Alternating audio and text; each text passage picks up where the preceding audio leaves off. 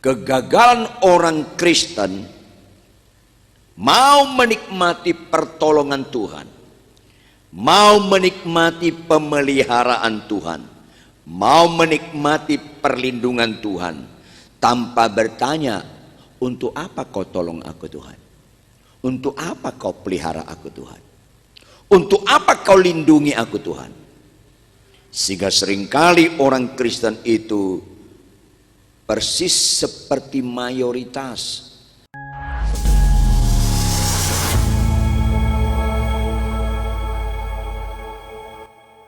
Setelah kita melewati dengan Jumat Agung Pentakosta dan kenaikan Yesus Kristus di surga, maka minggu depan kita memperingati turunnya Roh Kudus. Memperingati, ulangi apa Bapak Ibu?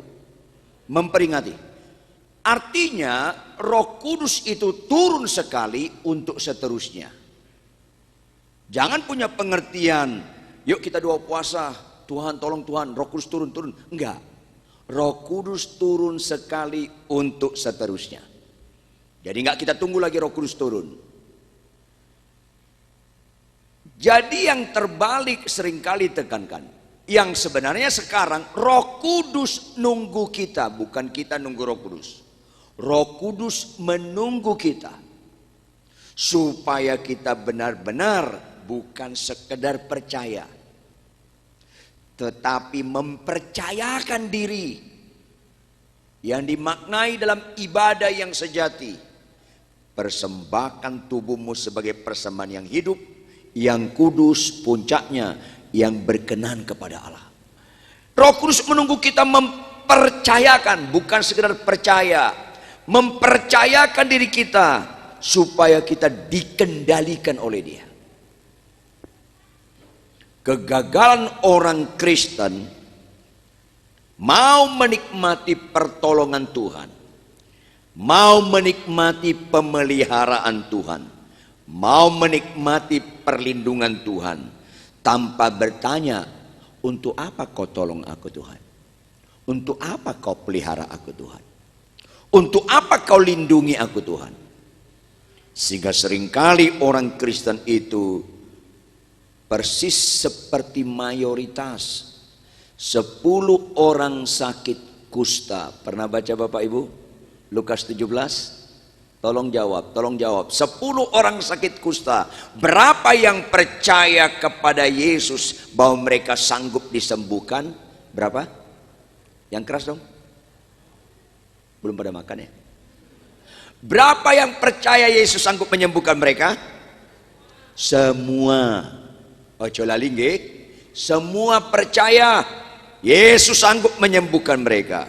Jawab berikutnya, berapa yang sembuh? Semua. Berapa yang menyenangkan hati Tuhan? Ojo lali, jangan lupa satu. Nyanyian kita yang terakhir itu bagus sampai limit tertentu. Limit berikutnya bisa nggak bagus. Saya tanya, Tuhan selalu memelihara kita. Amin. Kalau Tuhan memelihara kita, berarti siapa yang aktif? Kita atau Tuhan? Tuhan. Tuhan memelihara kita. Berarti Tuhan melayani kita untuk memelihara kita. Untuk apa? 10 orang sakit kusta, semuanya sembuh. Satu yang kembali kepada Yesus untuk bersyukur, bagaimana ku percayakan hidupku supaya aku mengisi kesembuhan ini. 9 lagi gak mau tahu. Pokoknya Tuhan menyembuhkan aku. Setelah itu masa bodoh. Dan itulah mayoritas orang Kristen. Sehingga Tuhan jauh-jauh hari berkata dalam Alkitab, banyak yang terpanggil. Lanjut. Iya. Jawab, itu ayat gertakan atau pasti digenapi? Pasti digenapi. Banyak enggak orang Kristen ke gereja memuji nama Tuhan, tetap enggak disiplin bangun pagi baca Alkitab? Banyak enggak? Banyak enggak? Banyak. Saya tahu ada orangnya di sini. Saya tahu ada orangnya di sini. Mau saya kasih tahu? Lagi ngelihat saya dia. Ayolah, jangan ada dusta di antara kita lah.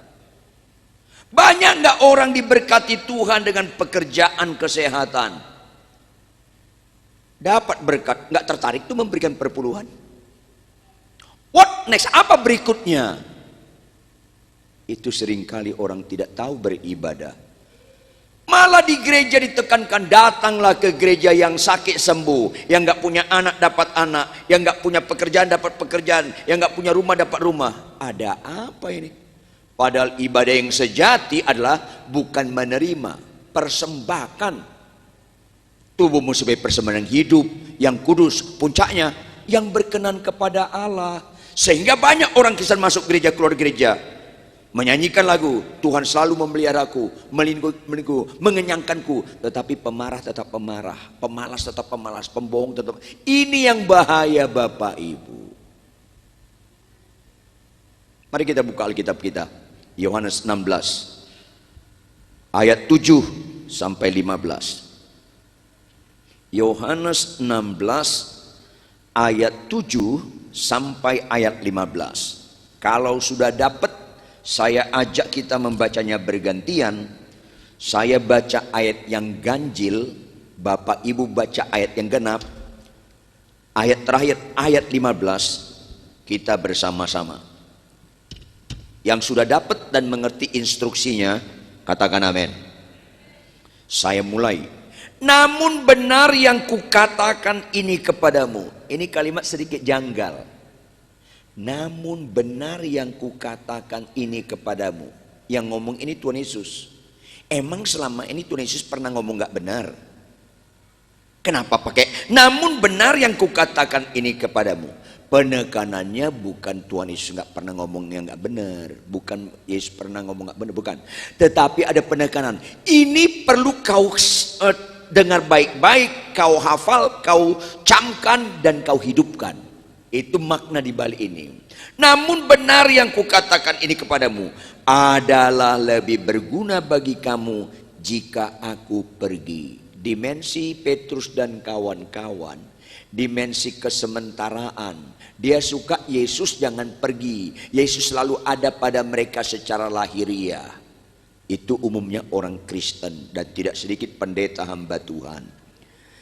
Sebab jikalau aku tidak pergi, penghibur Roh Kudus mulai memperkenalkannya pertama kali istilah penghibur. Ulangi apa Bapak Ibu? Kenapa harus penghibur? Catat baik-baik. Ketika kita bertobat lahir baru, kita ikut Yesus atau Yesus ikut kita? Yang keras dong. Kita ikut Yesus. Saya ingatkan Anda, Yesus yang kita ikuti jauh lebih banyak nggak cocok dengan kita daripada cocok. Dunia yang kita tinggalkan jauh lebih banyak cocok dengan kita daripada nggak cocok. Tolong jawab, cocok nggak pada kita jika ditampar pipi kiri kasih pipi kanan? Cocok nggak? Jawab dong, cocok nggak? Enggak. Paling cocok apa? Jika ditampar pipi kiri, kasih tangan kiri nangkis, masukkan tangan kanan. Maka ketika kita mengikuti Yesus, taat sama Yesus, ada rasanya tekanan, ada kesulitan dalam hidup ini. Maka Roh Kudus menghibur. Jauh lebih indah mujizat engkau taat pelaku firman daripada sakit sembuh. Roh Kudus menghibur. Orang yang berbahagia bukan sakit sembuh. Orang yang berbahagia bukan kelimpahan harta. Orang yang berbahagia bukan orang gak punya anak dapat anak. Orang yang berbahagia bukan gak punya jodoh dapat jodoh. Orang yang berbahagia adalah orang mendengarkan firman Tuhan serta jangan pura-pura gak ngerti. Dihibur kita. Karena latar belakang kita nggak suka kebenaran, suka kesembuhan tapi nggak suka kebenaran, suka berkat melimpah tapi nggak suka kebenaran. Begitu kita hidup kebenaran, ada perlawanan dari si daging, dari si ego, dari si diri. Maka Tuhan Yesus dengan kuasa penghiburannya sangkal diri, pikul salib supaya kau taat. Karena menjadi pelaku firman Tuhan itu jauh lebih indah dari segalanya. Makanya disebut penghibur. Lanjut. penghibur itu, sebab jika aku tidak pergi, penghibur itu tidak akan datang kepadamu. Tetapi jikalau aku pergi, aku akan mengutus dia kepadamu. Ayat 8 sama-sama.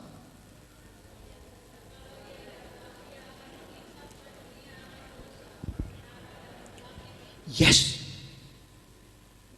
Banyak orang menyimpangkan fungsi Roh Kudus.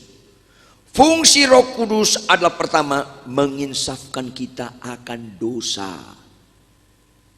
Bukan Roh Kudus datang yang sakit sembuh, bukan itu penekanan utama. Walaupun saya ingatkan Anda, jangan ragu Tuhan bisa menyembuhkan. Tapi bukan itu yang utama. Menginsafkan kita akan dosa, akan kebenaran. Dosa itu yang paling serius dalam hidup ini, kebenaran itu paling mulia dalam hidup ini, dan semua kita akan dihakimi, akan penghakiman. Makanya ayat 9, akan dosa karena mereka tetap tidak percaya kepadaku. Lanjut.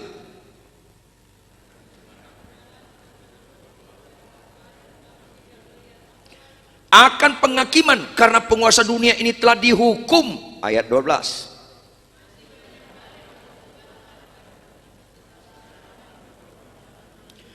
Tetapi apabila ia datang, yaitu Roh kebenaran, ia akan memimpin kamu ke dalam seluruh kebenaran.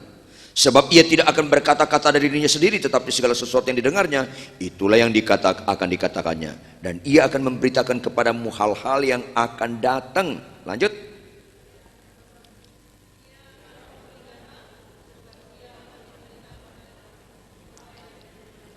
Ayat 15 sama-sama. 1, 2, ya. Segala sesuatu yang Bapa punya adalah aku punya. Sebab itu aku berkata, ia akan memberitakan kepadamu apa yang diterimanya daripadaku. Karena fungsi Roh Kudus memfollow up visi misi Kristus, tujuan utama Kristus datang ke dunia supaya kita realisasikan dalam pimpinan Roh Kudus. Makanya puncak Kristen adalah Roh Kudus memuliakan Yesus. Ayat 14, supaya kita, hidupku bukan aku lagi, melainkan Kristus dalamku. Bapak Ibu, sebelum kematian Anda dan saya terjadi, berdoalah supaya sebelum kematian sudah tercapai visi misi Kristus, tugas Roh Kudus, yaitu hidupku bukan aku lagi, melainkan Kristus dalamku, yaitu menggenapi kehendak semula menciptakan kita segambar dengan Dia, image of God, imago Dei. Makanya bertobat lahir baru itu bukan finish, itu starting point, itu titik awal. Maka kita harus diproses oleh Roh Kudus dengan penghibur, Roh penolong, Roh menginsafkan kita akan dosa, akan kebenaran, penghakiman, supaya ada proses kita ketaatan kepada Kristus, supaya kita makin berkurang, Yesus makin bertambah, kita makin berkurang, Yesus makin bertambah, sampai titik tidak berkurang tapi habis. Hidupku bukan aku lagi, habis, melainkan Kristus dalamku. Itulah orang-orang Kristen yang sejati. Walaupun Anda bisa khotbah atau nggak bisa khotbah, bisa khotbah bukan ukuran rohani. Catat baik-baik. Bisa mendoakan orang lumpuh berjalan, mendoakan orang buta celik, bukan ukuran rohani. Bisa menyembah, bisa bahasa roh, bukan ukuran rohani. Tetapi hidup menjadi seperti Kristus hidup, pelaku-pelaku firman, karakter Kristus, buah roh nyata dalam kehidupan kita, dalam kehidupan sehari-hari, itu ukuran rohani. Jangan gagal fokus. Ada nggak orang bisa khotbah tetapi masuk ke neraka? Jawab dong. Ada. Ada nggak orang bisa bernubuat, bisa mengusir setan, bisa banyak mujizat, tetap masuk neraka? Ada. Kalau nggak percaya Anda matilah nanti malam, lihatlah banyak. Makanya Alkitab tegas, pada zaman akhir banyak orang teriak, Tuhan, Tuhan, aku banyak bernubuat, aku banyak mengusir setan, aku banyak melakukan mujizat, tapi Tuhan bilang apa? Aku nggak kenal engkau, hanya kamu sekali pembuat kejahatan. Gereja memerlukan khotbah bagus, gereja memerlukan karunia nubuat, gereja memerlukan mengusir setan, gereja memerlukan mujizat-mujizat, tetapi itu bukan kesimpulan rohani. Makanya diutus Roh Kudus supaya merealisasikan tujuan utama Kristus datang ke dunia, mati di kayu salib, turun dalam kerajaan maut, bangkit pada hari ketiga, naik ke surga, supaya kita hidup seperti Kristus ketika jadi manusia. Kita harus contoh dan hidupkan itu. Karena banyak sekarang gereja yang gak utama jadi utama, yang utama jadi gak utama, yang harus jadi gak harus, yang gak harus jadi harus. Terbalik. Jawab Bapak Ibu, jawab Bapak Ibu. Sakit sembuh harus atau enggak? Kok gak rela muka lo? Sakit sembuh harus enggak? Enggak. Boleh enggak doa kesembuhan? Jawab. Yang keras dong. Boleh. Tapi sampai limit tertentu. Limit berikutnya doa kesembuhan bisa pembodohan. Karena doa kesembuhan enggak harus, tapi boleh. Itu enggak rela wajah Anda. Saya tanya lagi, Anda niat enggak hidup selama-lamanya di bumi? Yang keras dong. Niat masuk surga enggak? Ya niat matilah. Kalau sembuh melulu kapan matinya? Makanya Alkitab mencatat ada batas umur kita. Alkitab bilang umur kita berapa tahun? 70. Lebih daripada itu 80. Apa upahnya? Penderitaan. Itu Alkitab. Makanya ketika saya selesai khotbah, ada suami istri datang. Pak Ridwan bisa waktu sebentar? Ya kenapa? Anak saya umur 4 tahun. Umur berapa? 4 tahun. Kenapa? Sakit-sakitan. Boleh nggak doa kesembuhan? Langsung saya teriak, boleh. 4 tahun kan? Boleh. Langsung saya teriak, boleh. Tapi berikutnya ada bapak-bapak, Pak Ridwan, boleh nggak doa kesembuhan? Kenapa? Saya sakit-sakitan. Umurmu berapa? 42. Boleh nggak doa kesembuhan? Saya jawab setengah suara, boleh. Karena 42 sudah setengah jalan. Setengah suara, boleh. Itu nggak rela Anda. Pak Ridwan, umur saya 69. Berapa? 69, sakit-sakitan. Boleh nggak doa kesembuhan? Saya jawab dengan lembut. Karena 69 udah sebentar lagi lewat netnya, lewat garis yang Tuhan kehendaki nih. Boleh. Pak Pendeta. Iya Bu. Umur saya 89. Iya kenapa Bu? Sakit-sakitan. Boleh nggak doa kesembuhan? Siap-siap take off. Siap-siap take off. Itu Kristen. Kristen suka nyanyinya bagus tapi kelakuannya nggak bagus. Oh Yerusalem, lanjut. Kota mulia, hati apa kata malaikat? Bohong, rindu opo. Padahal hidup untuk Kristus, mati adalah bohong lu. Kadang-kadang Kristen ini masih berorientasi kepada kesementaraan. Jawab Bapak Ibu anak-anak muda, jawab. Kalau Anda naik pesawat ke Jakarta, kemana? Yang keras kemana? Anda sukanya on time atau delay? Kalau delay gimana? Kesel nggak? Kalau delay 2 kali, delay 3 kali, ngamuk loh.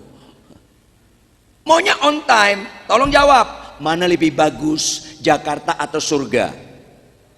Kalau naik ke surga on time lah, gak usah delay terus lah. Kalau delay komplain lah. Gak usah ketawa, bertobat aja lah. Kadang-kadang bingung Kristen ini gagal fokus. Makanya pekerjaan Roh Kudus bukan kesembuhan, bukan umur panjang. Umur panjang bukan ukuran kerohanian. Kalau umur panjang ukuran kerohanian, kenapa Tuhan Yesus umur 30-an something baru meninggal? Kenapa enggak 200 tahun dia? Kenapa rata-rata murid-muridnya itu tidak panjang-panjang banget? Stefanus juga relatif muda mati dilempari batu. Karena umur panjang itu kuantitas. Hidup benar itu kualitas. Dan orang gereja seringkali mengejarkan kuantitas. Sakit sembuh, umur panjang, harta berlimpah, itu kuantitas. Untuk apa kau umur panjang? Untuk hidup bijaksana, hidup benar. Ajar kami Tuhan, lanjut, menghitung hari-hari, agar kami beroleh hati. Tahu kok lo, kenapa nggak lakukan? Kenapa malas baca Alkitab? Kenapa lebih betah lo main game daripada baca Alkitab? Karena banyak sekarang orang beribadah hanya sekedar lahiriah, memuji nama Tuhan sekedar lahiriah. Matius 15 ayat 89. Mulut bibirnya memuji nama aku, tapi hatinya jauh daripada aku. Roh Kudus dikirim supaya hal yang utama terjadi, Bapak Ibu. Sakitmu sembuh, puji Tuhan. Gak sembuh, puji Tuhan. Karena bukan upah sakit maut, upah dosa maut. Ini penting sekali. Makanya momen di mana Lukas 17, 10 orang sakit kusta Tuhan sembuhkan depan murid-muridnya, supaya momen itu mengajarkan kepada murid-muridnya. Apa Yesus katakan kepada Petrus dan kawan-kawan? Petrus dan kawan-kawan, bukankah semuanya telah sembuh? Kalau saya buat film, pasti muridnya mengangguk, ya guru, ya guru. Kemana yang 9? Artinya apa? Kesembuhan bukan kesimpulan ikut Yesus. Kata kemana yang 9? Lebih banyak orang sakit sembuh, akhirnya hidupnya nggak benar kepada Yesus. Tetapi orang bertobat pasti benar ikut Yesus. Katakan amin. Tepuk tangan. Yes. Apa setelah tepuk tangan? Bertobat Anda. Supaya kita jangan gagal fokus. Ada orang khotbah gemetar-gemetar, tapi pulang istrinya gemetar sama dia. Gak bertobat nih orang. Ada orang singers menyembah gemetar-gemetar, pulang dari gereja naik motor lawan arah, orang lain gemetar sama dia. Ini kan kesurupan. Kalau ada orangnya seperti ini di sini, kalau ada orangnya tolong tersinggung, berarti belum mati rasa loh, dan bertobat. Katakan amin. Iyalah, jangan sakit sembuh saja, amin. Perubahan kelakuan baru, amin. Itu keren sekali. Makanya Roh Kudus datang untuk mengisafkan kita. Ini 3 hal utama: akan dosa, akan kebenaran, dan akan penghakiman. Ini yang utama.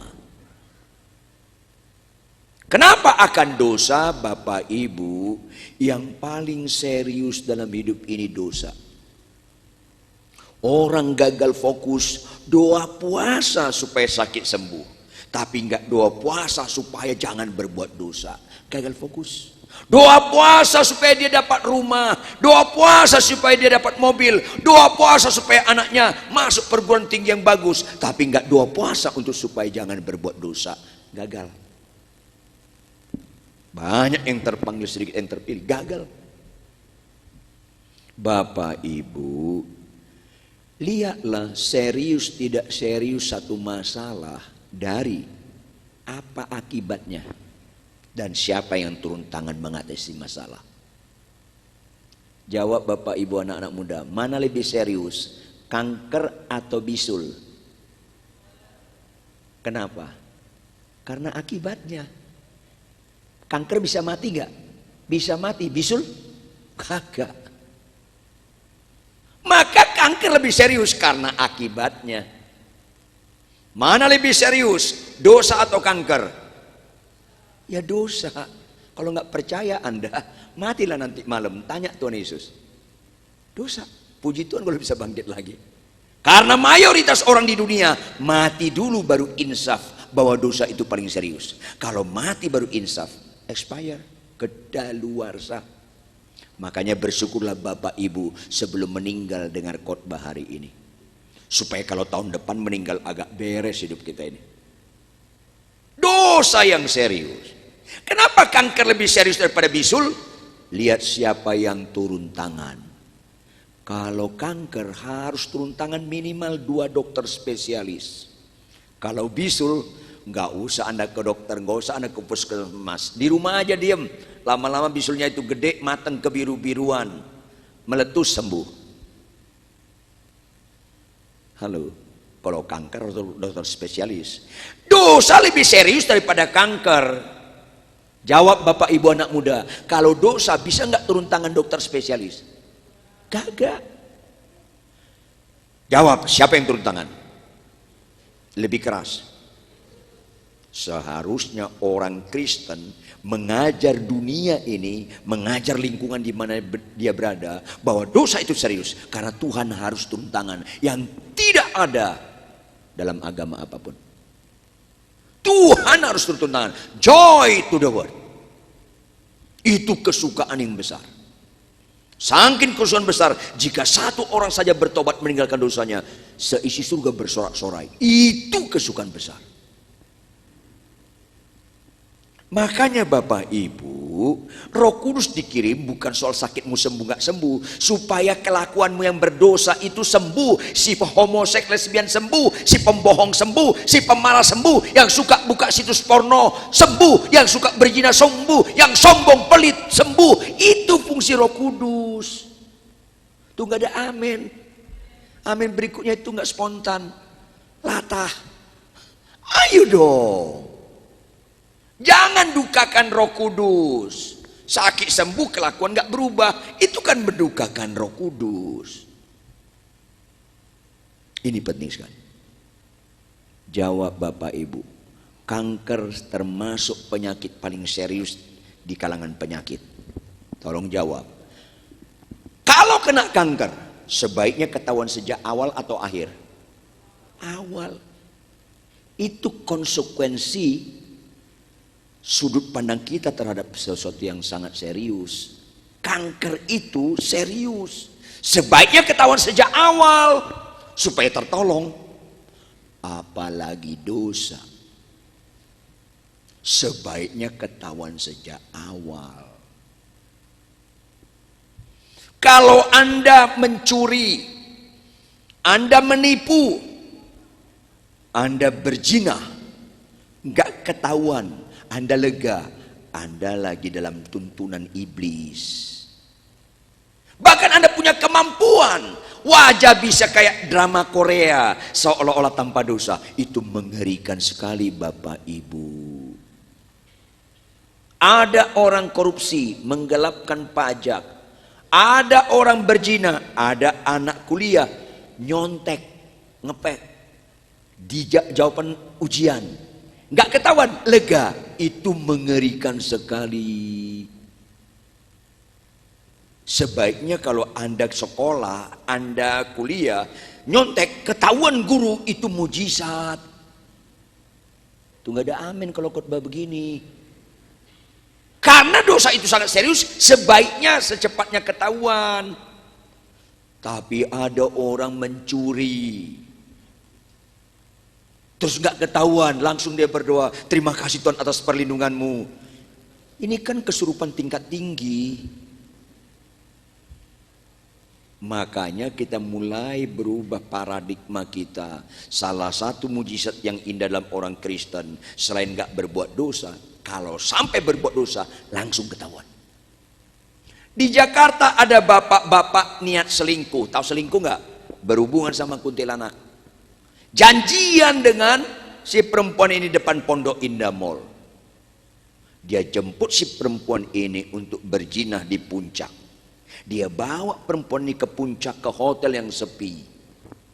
Dia parkir, dia gandeng ini si kuntilanak ini ke lobi hotel untuk pesan kamar untuk berzina. Lagi pesan kamar, ketemu ibu mertuanya. Mujizat nggak? Jawabnya gini, mujizat. Nggak rela. Seharusnya, amin, mujizat, untung ketahuan. Sebelum terjadi, untuk itu Kristen. Makanya doa orang Kristen lebih baik daripada doa kesembuhan adalah, Tuhan, aku ngerti dengan pengorbananmu di kayu salib, dosa itu sangat serius. Aku ngerti upah dosa adalah maut, itu sangat serius. Untuk itu Tuhan, Kau kirimkan Roh Kudus supaya aku insaf akan dosa. Jangan lagi saya berbuat dosa. Ini lebih bagus daripada doa kesembuhan. Jangan lagi aku berbuat dosa. Buka kemungkinan.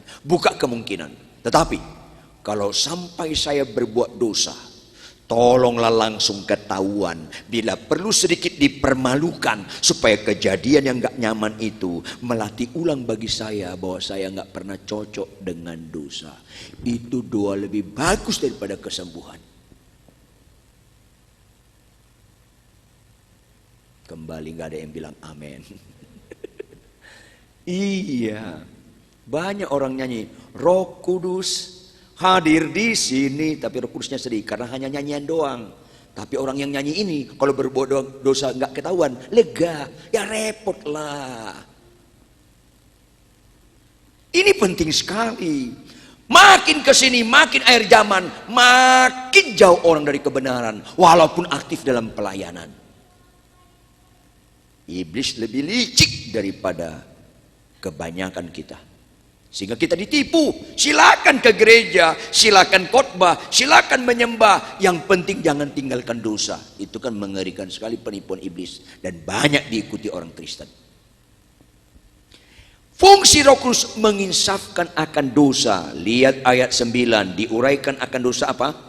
Akan dosa karena mereka tetap tidak percaya kepadaku. Orang ke gereja, orang pelayanan, orang gelar sarjana teologi, jadi pendeta, khotbah berapi-api, main-main dalam dosa, tetap aja di mata Tuhan orang ini nggak percaya. Percaya itu bukan sekedar pintar khotbah, pintar penyembahan. Kita mau nggak meninggalkan dosa? Percaya itu nggak mau main-main dalam dosa. Pertanyaan, apa itu dosa? Tidak taat. Ulangi, apa dosa? Lebih keras? Iya. Adam dan Hawa, semua buah di taman ini boleh kau makan buahnya, tapi yang satu itu jangan kau makan buahnya. Kalau kau makan kau akan mati. Fokusnya bukan buahnya, fokusnya perintahnya. Kalau kau nggak taat kau mati. Arti dosa tidak taat. Begitu Adam dan Hawa mengambil buah makan bersama, itu tidak taat, langsung diusir. Karena arti dosa tidak taat. Kenapa kita bapak-bapak taat mengasihi istri, nggak tergantung kelakuan dia, karena kita tidak mau berdosa.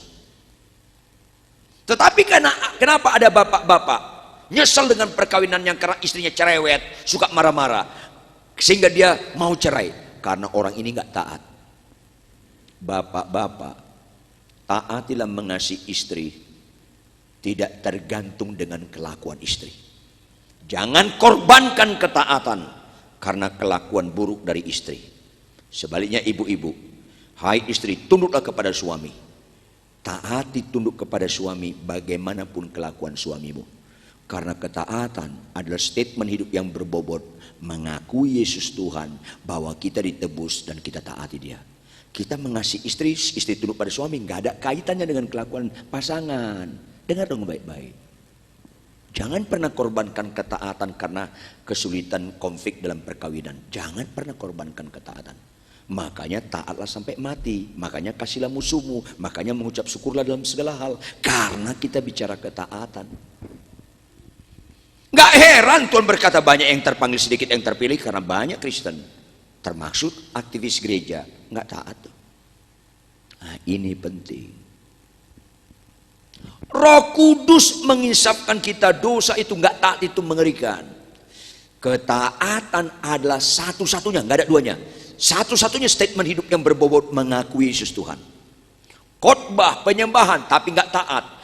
Itu nggak pernah khotbah dan penyembahan berbobot mengakui Yesus Tuhan kalau nggak taat. Hanya ketaatan. Sebaliknya, ketidaktaatan sangat berbobot menolak Yesus Tuhan. Kalau kau mau cerai, kau sebenarnya menolak Yesus Tuhan. Kalau kau menyesali perkawinanmu dan benci sama istrimu, sama suami, kau menolak Yesus Tuhan. Makanya saya sedih kalau di gereja itu khotbah-khotbah kesembuhan, khotbah-khotbah berkat-berkat, khotbah-khotbah kemakmuran, bukan bicara ketaatan. Padahal Yesus pakar bahagia berkata, orang yang berbahagia bukan sakit sembuh. Orang yang berbahagia bukan berlimpah harta. Orang yang berbahagia adalah orang yang mendengarkan firman Tuhan serta memeliharanya, yaitu merenungkannya siang dan malam dan melakukannya. Taat. Makanya dosa itu yang serius. Pertama kali Roh Kudus, Roh yang kudus, yang membuat orang Kristen itu kudus supaya taat.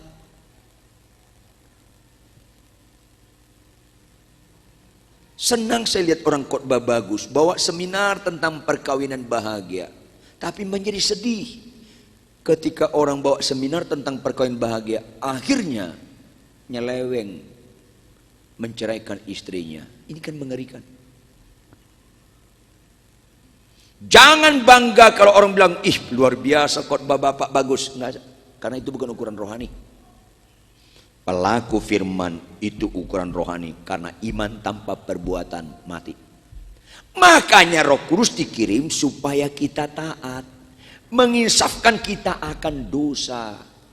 Karena akan dosa, karena mereka tetap tidak percaya kepadaku. Kalau kita masih suka berbuat dosa, sebenarnya kita nggak percaya, walaupun kita suka khotbah, walaupun kita suka melayani. Ini penting sekali. Yang berikutnya akan kebenaran. Karena apa? Karena Yesus pergi kepada Bapa dan kita tidak melihat dia lagi. Karena itu kita dipakai sebagai bait Allah, supaya orang lain melihat Yesus dalam kehidupan kita, bukan di mujizat, bukan di khotbah yang bagus, tapi dalam ketaatan. Tolong operator buka dong Filipi 2 ayat 5 sampai 8.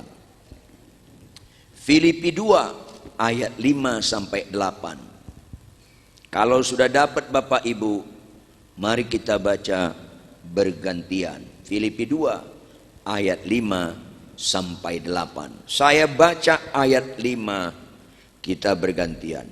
Hendaklah kamu Bapak Ibu, kamu anak-anak muda, kamu jemaat sekalian, kita semua, hendaklah kamu dalam hidupmu bersama menaruh pikiran dan perasaan yang terdapat juga dalam Kristus Yesus. Lanjut.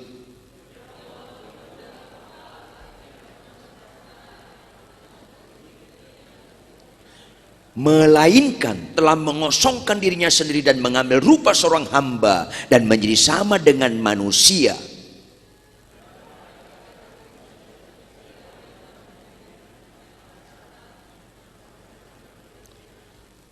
Itulah pikiran perasaan yang terdapat dalam Kristus Yesus untuk kita hidupkan, yaitu dalam keadaan Yesus sebagai manusia, bukan dalam ketuhanannya, tetapi dalam keadaan sebagai manusia.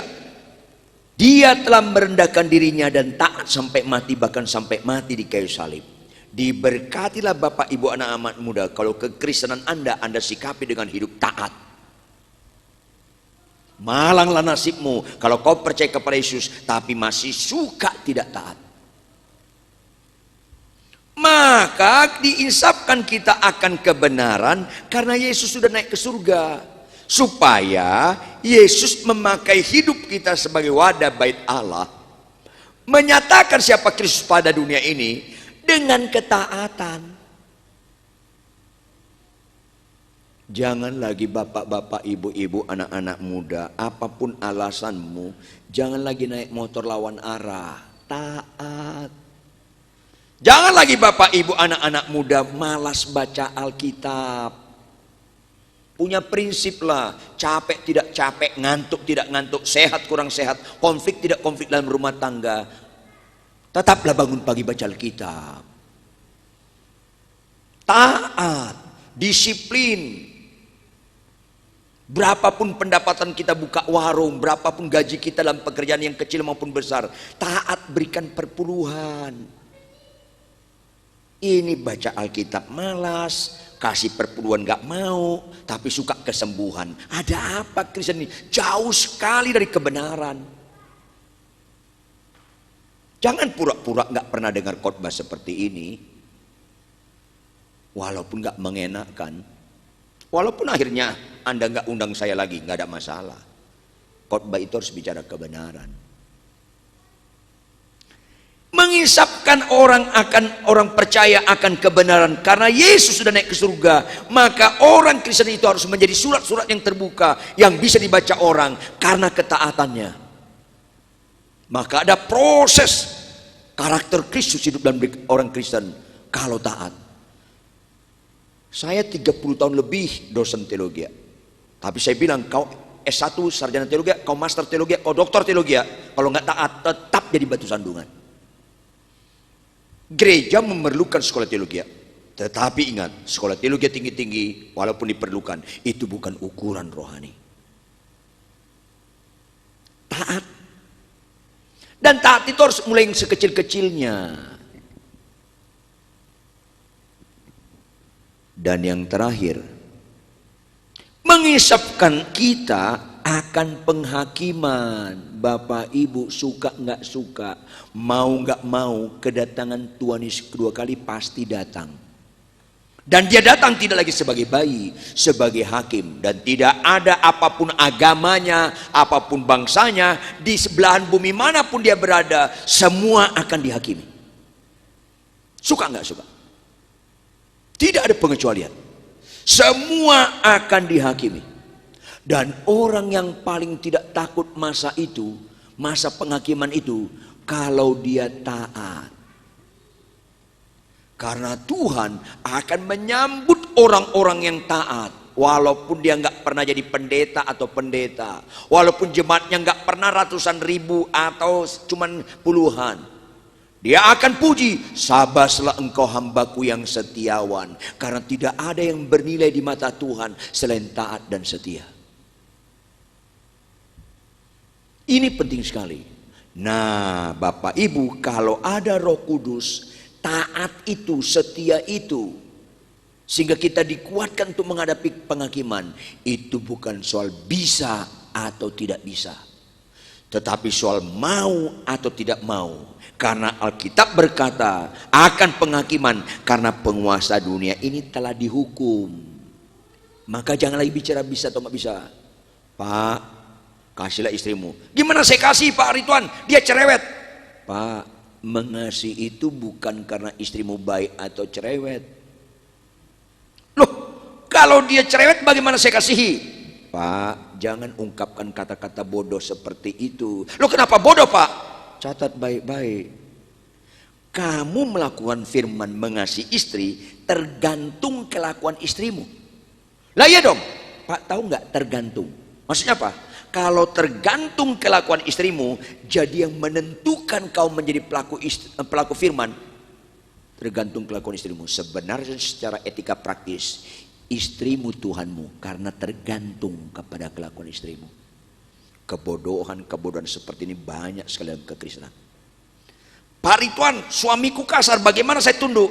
Bu, kau tunduk kepada suamimu bukan karena kelakuan suamimu, tetapi karena kau membangun ketaatan sebagai konsekuensi logis. Kau ditebus oleh Tuhan, kau bukan kepunyaanmu sendiri. Kau imamat yang raja nih, punyaan Allah sendiri, eksklusif kepunyaan Allah untuk melakukan kehendak Dia. Loh, kalau suamiku kasar, jadi kau taat sama Tuhan tergantung kelakuan suamimu. Bukankah suamimu Tuhanmu kalau begitu? Kenapa kau buat tergantung? Itu yang pernah saya ceritakan mungkin sama Anda. Ibu-ibu lihat saya. Kemungkinan istri saya lebih cerewet dari Anda. Kemungkinan. Bapak-bapak lihat saya. Kemungkinan istri saya lebih cerewet dari istri Anda. Karena istri saya punya peraturan di rumah lebih ketat dari hukum Taurat. Jangan ketawa, ini penderitaan. Kemungkinan istri saya lebih cerewet dari Anda. Tapi tidak ada kemungkinan cerewet istri saya punya kemampuan merubah ketaatan saya sama Kristus. Nggak ada. Karena cerewet nggak pernah berbobot. Tuhan Yesus yang berbobot. Jangan terlalu kita hormati kekurangan, kelakuan buruk pasangan sampai-sampai kita korbankan ketaatan. Bodoh banget kita.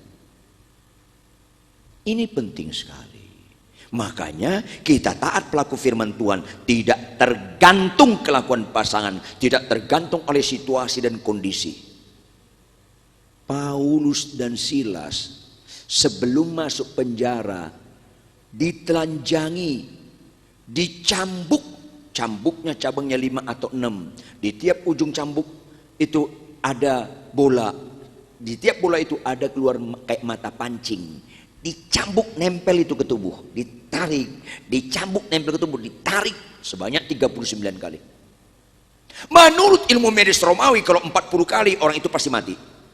Berarti 39 kali lebih dari setengah mati, kurang 1.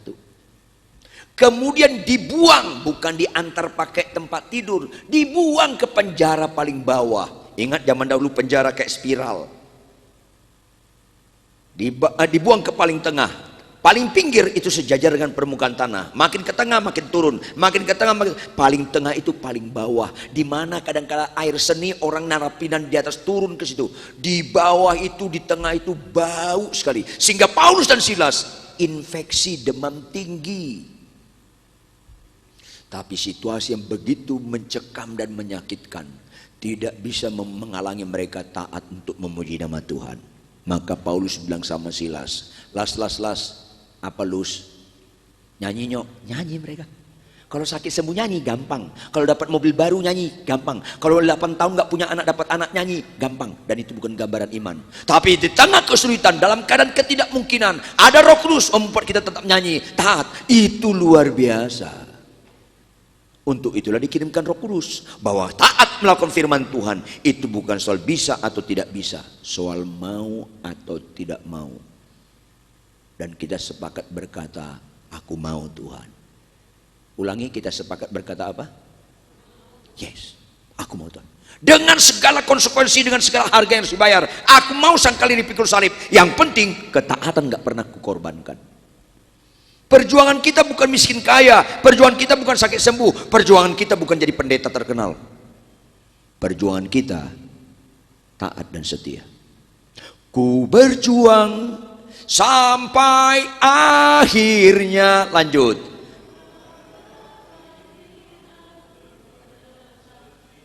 Itu kena mudah. Tapi nggak mungkin kita berjuang sampai mati kalau masalah-masalah kecil kita nggak setia. Kalau kau anak sekolah, kalau kau anak kuliah, rajin belajar, setialah. Gak usah disuruh orang tua, rajinlah. Kalau kau bapak-bapak, rajinlah mengajak istrimu, anak-anakmu bangun pagi baca Alkitab. Rajinlah, setialah. Capek nggak capek, ngantuk nggak ngantuk, sehat kurang sehat, konflik tidak konflik, tetap rajinlah.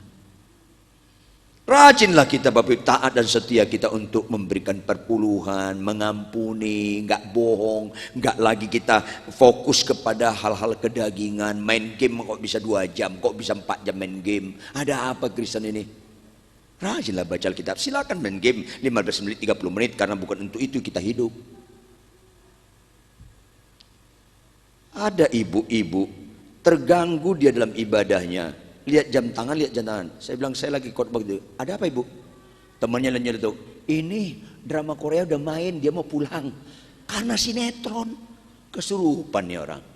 Terganggu ibadahnya gara-gara sinetron. Dia nonton sinetron sedih, dia nangis. Paling gak ada hubungan famili dia sama pemain sinetron. Aneh-aneh kadang Kristen ini. Tetangga sakit kau gak nangis. Orang Korea main drama, bohong-bohongan, kayaknya tertekan film, padahal dia menekan suaminya dalam kehidupan saja. Kau nangis-nangis. Jadi Kristen halusinasi. Makanya saya bilang kadang-kadang, bukan agama lain ada kadrun, Kristen pun ada Kristen kadrun. Mungkin ada yang melihat saya sekarang ini. Ya repot dong. Maka orang Kristen harus disimpulkan pada ayat selanjutnya, bagian terakhir. Masih banyak hal yang harus kukatakan kepadamu, tetapi sekarang kamu belum dapat menangguhnya. Tetapi apabila ia datang, yaitu Roh Kudus, yaitu Roh kebenaran, ia akan memimpin kamu ke dalam seluruh kebenaran. Sebab ia tidak akan berkata-kata dari dirinya sendiri, tetapi segala sesuatu yang dengarnya itulah yang dikatakannya. Dan ia akan memberitakan kepadamu hal-hal yang akan datang, supaya kita hidup dalam kebenaran. Itu nilai. Suatu kali ada istri pendeta ngobrol sama istri saya. Bu Rituan, lihat suami kita. Kenapa? Lihat dong. Suami dia itu tingginya 187. Mirip saya kata orang buta. Tinggi saya 2 meter kurang banyak. Ya kenapa? Ya siapa yang lebih ganteng? Spontan istri saya bilang, apa? Orang buta pun tahu suami lu lebih ganteng daripada suami gua. Tapi ketika istri saya lanjut berkata, jujur, siapa lebih setia dari suami kita? Langsung diam ibu ini. Ganteng bukan nilai. Yang ganteng lihat saya, yang ganteng lihat saya. Ganteng bukan nilai, setia nilai. Katakan amin. Ayolah.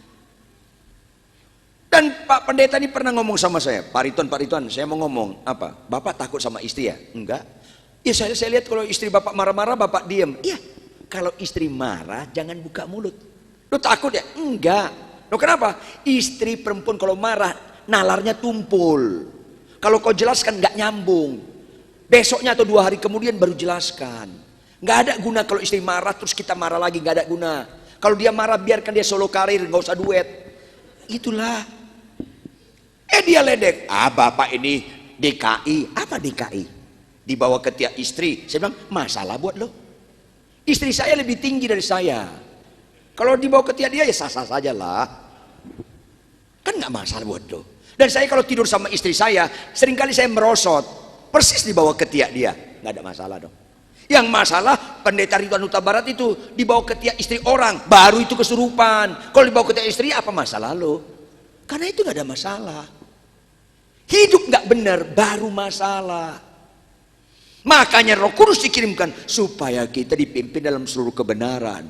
Jauh lebih indah menjadi suami yang benar daripada khotbah yang benar. Jauh lebih indah menjadi istri yang benar daripada doa yang benar. Karena istri yang benar orangnya benar. Kalau suami yang benar orangnya benar. Khotbah benar belum tentu orangnya benar. Doanya benar belum tentu orangnya benar. Makanya Alkitab berkata, doa orang yang benar bila dengan yakin didoakan sangat besar kuasanya. Jawab, doanya yang benar atau orangnya? Orangnya. Maka bukti dipimpin Roh Kudus bukan bisa khotbah bagus, bukan bisa bahasa roh, bukan bisa bernubuat mujizat, tapi hidup dalam seluruh kebenaran. Makanya Tuhan ingatkan, cari dahulu kerajaan Allah dan kebenaran. Karena kebenaranlah yang paling bernilai di mata Tuhan. Itu tidak bisa instan. Harus perlu perjuangan sangkal liring pikul salib. Taat melakukan kebenaran. Yang sepakat mari kita bangkit berdiri, tepuk tangan yang keras buat Tuhan.